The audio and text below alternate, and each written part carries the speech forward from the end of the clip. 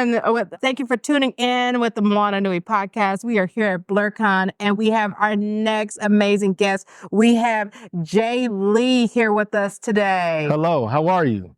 What's happening? Of course, our first question, I am a fan of the Orville, and your role in the Orville resonate with so many fans. Okay. How do you feel being part of a show that explores diversity and complex characters? I think this should just be the world. But I don't think it shouldn't be some special thing, right? Like the world is diverse, everyone is complex. Yes. So to me, it's just a show that just so happens to be on a spaceship a couple years in the future. So I try to look at it as what everyday life should be. And also, I'm just happy to be working on something that people like. A lot of people work on stuff people don't like. That is true. A lot of times you go to work, you're like, this is a rough one. Yes. I'm just trying to make my paycheck. I'm just trying to make the pay. But I know somebody out there dated somebody, you were like, ooh, this wasn't it. This wasn't it, but dinner was good. Yeah. I'm dating somebody I like, and dinner's great. So, yeah. So you played a variety of roles and worked on different projects. Yeah. Which role was most impactful for you personally, and why? The first job I ever got, probably. Okay. Yeah, first voice I ever did, first professional paycheck I got was for a voice on American Dad. Really? Yeah, I played this little magical leprechaun named Seamus McPherson, who came out when Jeff played a magical flute. And that was my first ever professional SAG paycheck as an actor. And yeah, it's a silly bit, but I come out, he plays his flute, I pop out, and I'm like, you flute me? And Jeff's like, what? I was like, you got two left. And I smack my neck and I say, because a mosquito bit me. And I said, they love me. Like, oh. So yeah, first time I got paid as a professional actor. Love it. Yeah. It's always best when it's something that is memorable because of the lines, but also the humor in it. Oh, it's ridiculous big. Shout out to all the American Dad writers, because they asked me to do it. I was like, all right. Yes, and it keeps that same energy with Orville, like the humor you have with the energy you have with it also. Yeah. It's just, I love all of that. Hold on 1 second. Hold the work. I'm so sorry. Can we hold the work, please? You do not deserve this. It's just unprofessionalism down there. Oh my gosh, I'm so sorry. That's all right. Are you interviewing him next? No, we actually interviewed him earlier. Oh, you did? Yeah. Oh, so yeah. You hear that? That's our med best. If you didn't know, that's our med best. Just make a noise during my interview. Please continue. Okay. Do that one. Okay. Do this one. Do that one. Okay, do that one. Like Okay. That. Yeah, that's a good one. Working in the entertainment industry can be demanding. Yeah. How do you manage your mental health and well-being throughout your career? That's a good one. What? Mental health. Like it's any left. Next question. No, you know what? I try to do this. I try to enjoy what I do. I try to make people laugh. I try to make people feel something. And then I go home and cry and just hope to do it better the next day. Okay. Yeah, that's about it. But jokes aside, you do got to take care of the mental. Yes. You do. As my dad would always say, life is short. Smile and go get me something to eat. It has to be something good. Yeah. Okay. Shout out Goody Lee. So how has your approach to acting and writing evolved over the years? And what do you find most rewarding about those creative processes? Oh, that's a good question. I think I've been very blessed as a writer to be able to write exactly what I see, right? So a lot of times people have ideas and it's tough to put it on paper. Or a lot of times people overwrite and it's hard to connect. So I think in my writing, whether it's film or TV, I think I found a way to streamline what I really want to say and how I want to say it to the page. And I think over time, you just realize less is more. I look at some of my old scripts, I'm like, I don't need all those jokes. Yes. Just what's the point? What's the thing? And let's just get to that. So that's just something you learn, over time. Like when you're interviewing people, there are a bunch of questions you could ask. Yeah. But let's get to the meat. You know what I mean? Yeah. Like what do people want to hear about? You know what I mean? I think, and that's what I've learned. Okay. Yeah. Okay.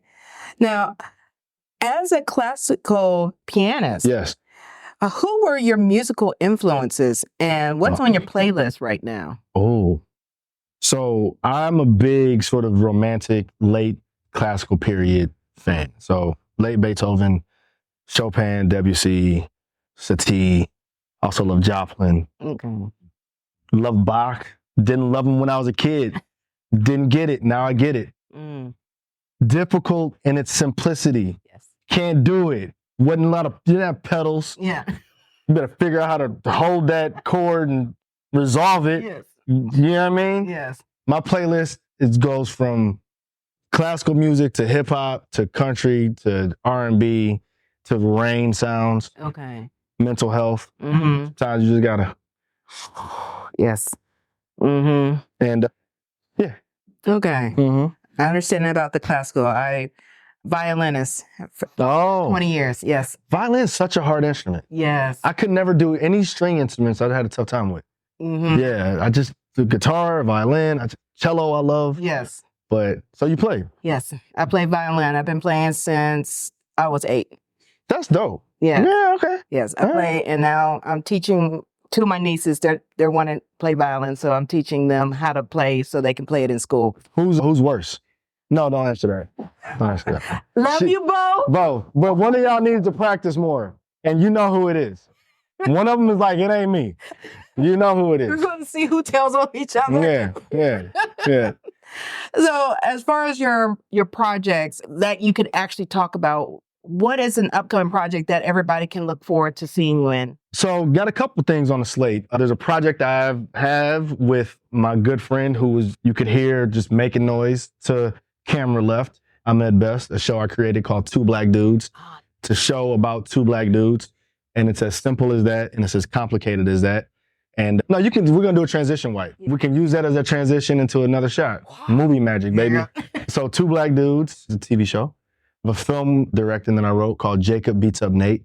Comedy about a guy named Jacob who beats up a guy named Nate. And where can we find that? Hopefully everywhere next year when we shoot.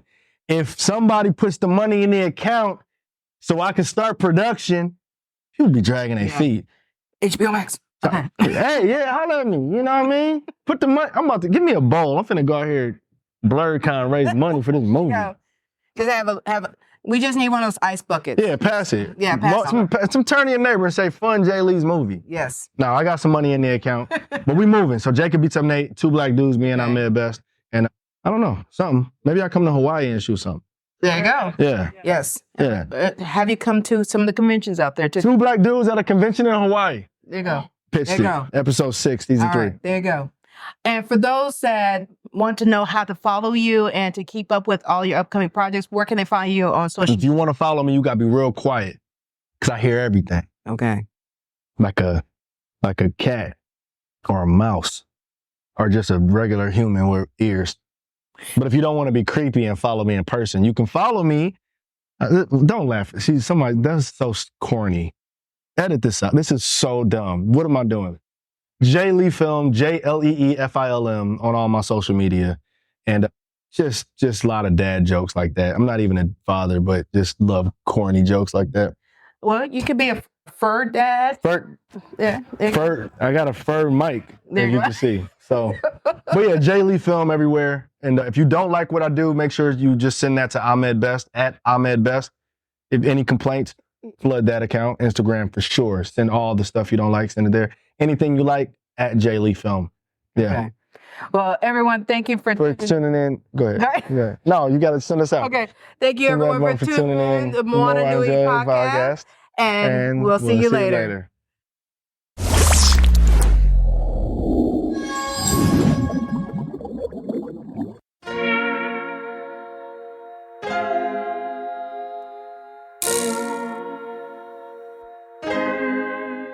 So many stories left to tell, even if we have to ourselves. Can't keep history on the shelf. If they won't tell it, we will. If this the land of the free, it was a freedom then. When they annexed Hawaii and called it cedar lands, without any type of payment and no signing off, called themselves a republic in 1894. 1.2 million acres overtaken from the native Hawaiians. When they resisted, the West retaliated in violence and erasure. The Hawaiian language is banned as part of colonialism's plan to expand, yeah.